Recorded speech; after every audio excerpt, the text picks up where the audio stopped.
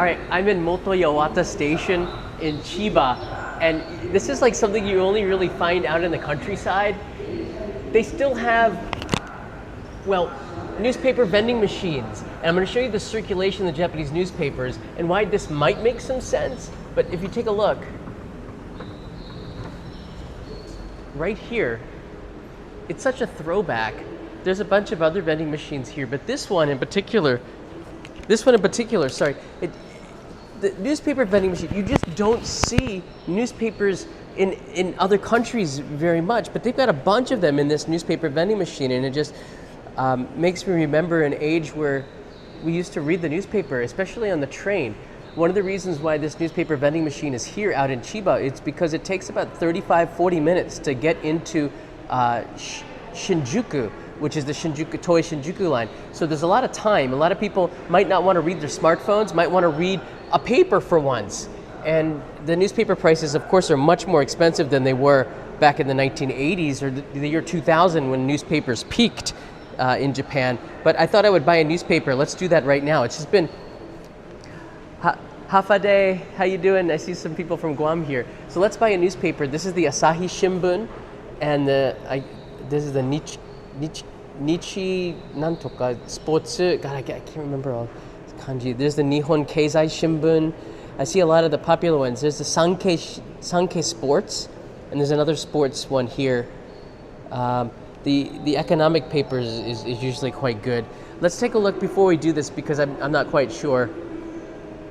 Let's look at some of the circulations of the paper. Maybe we'll get Yomi Yuri's not here, but Yomi Yuri in the 1980s, it's always been the biggest newspaper. Yomi Yuri also has the Tokyo Giants baseball team, so that's very famous brand.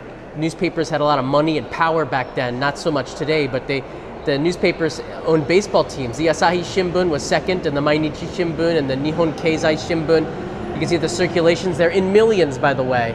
So it's quite a lot of people. And you can see Yomiuri Shimbun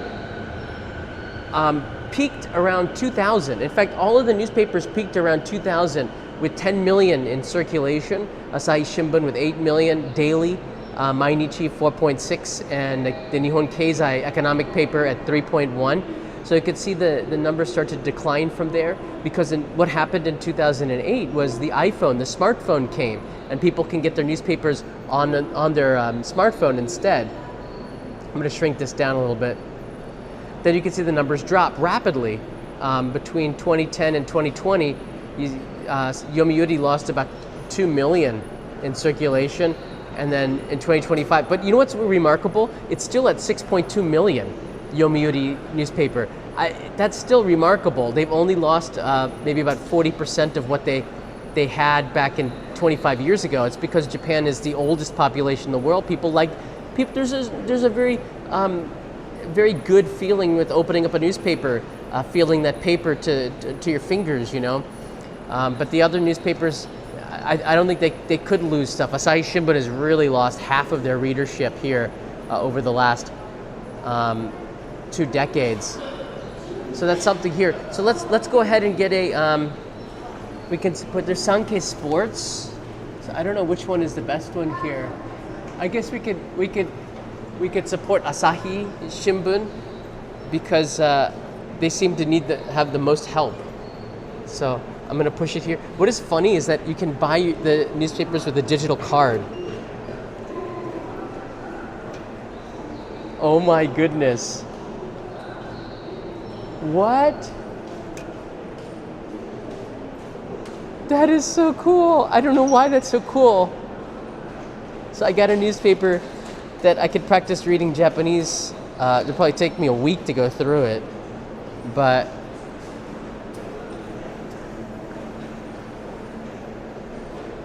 I think this video, in about 20 years, people are going to be watching it and going, that was really interesting. I don't know, what do you guys think?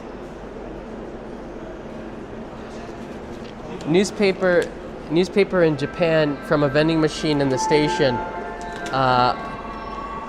What's in full color? Look at that. They really did a good job with that video. Louis Vuitton ad inside the paper. Wow.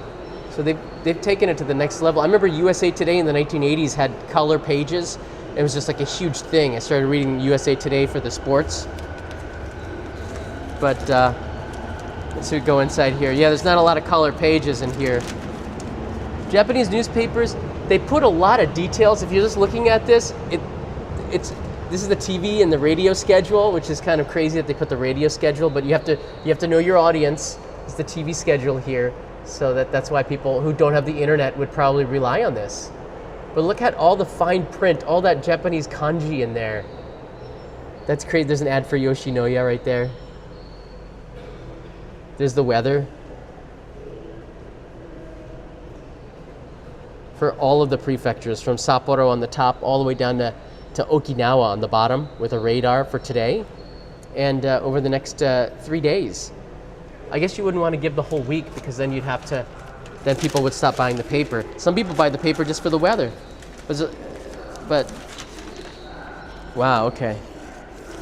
I forgot also, there's a way, oh boy, it's getting all messy. There's a way to read newspapers in Japan, and they fold the paper.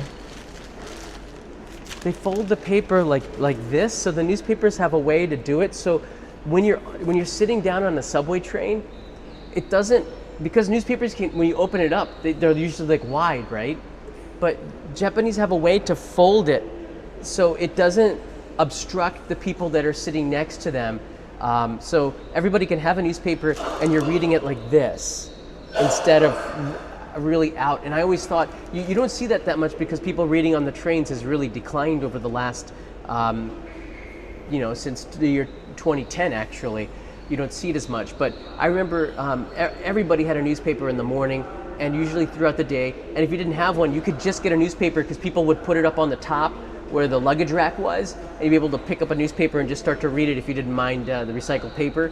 I like to have a newspaper every now and then, because when I'm starting a campfire, or if there's an emergency, you might need it to start a fire, or you always need paper for packing or something like that. But it's super interesting to see that these newspaper vending machines, they're still a thing. Did you see that? It just comes right out. It's like a printer. I think right now, they have a service at the convenience store vending machine, at the convenience store printers. There's an ice cream vending machine. Let's take a look at that real quickly, at some of the flavors here. The vending machines, the copy machines at convenience stores, you can go into them and they have a computer with an internet connection that allows you to pay and print out your newspapers going back decades. So you can print out a copy of the Japan Times from the 1980s, I believe. And I think it's 700 yen, or about $4.50. So you can print that out on those printers at the copy machines in the convenience stores. I don't know if I think it's maybe 7-Eleven or Family Mart, one of those two. But that's a really unique service. I think that's helping to fund the newspaper business, whether you agree with the journalism or not. It's kind of neat to have newspapers in your hand, but we all know, because this one has like a Pringle type potato chips. This is the Japanese version of them. Interesting. I'm actually gonna go down and catch my train, but it's interesting that we still have this kind of a media, but we all know that YouTube and social media and podcast is going to take over in the next now. It's like traditional media is pretty much dead, but in Japan, it's going to linger around, and there really is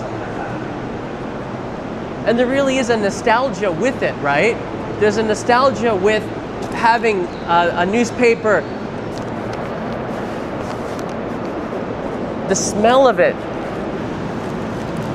You'd get the ink on your hands, right? And that was always kind of something.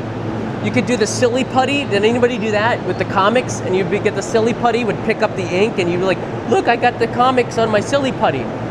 So yeah, I was about to mention the newspapers at the printer at the convenience store. Jeffrey writes in here, you could get, technology is finding ways to bring back that old stuff that in ways I never thought about, right? And I think that's really fascinating too. You think that the traditional media is going to go away, but the old stuff is coming back, where I can get a newspaper of an article I was in 10 years ago by printing it out. Maybe I should do that in an episode. I was in the Japan Times in 2004. They did a weekender interview with me, and I talked about, what did I talk about? The ability to get up and go is true power. You can see the headlines, but I think you have to subscribe to the paper for the Japan Times. I wonder if I could print that out and see that. It's a fascinating thing. Anyways, I gotta get home. I just wanted to bring that to you, share a little bit of the countryside. Well, if Chiba is that, but the outskirts of Tokyo where reading a newspaper is still a thing. I'm gonna sit down and, oh, hello. Oh yeah, sure. He's gonna be surprised to see that I. Do you live here? Yes. Oh, cool. Thank you.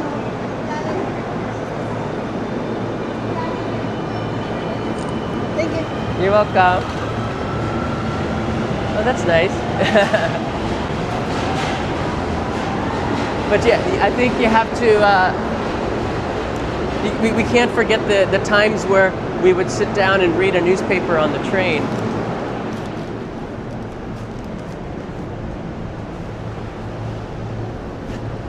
You'd sit down like this, and you think you'd hold the newspaper up like this, but the way that they made the newspapers was also so that they were compartmentalized, so you didn't have to, you could fold them in a strategic way to take up as little space as possible. So, there you go. The era of newspapers in Japan. All right, everybody, I gotta go. Privacy stuff and all that, we don't want to stream on the trains, but I'll see you in another live stream real soon. Mata ne.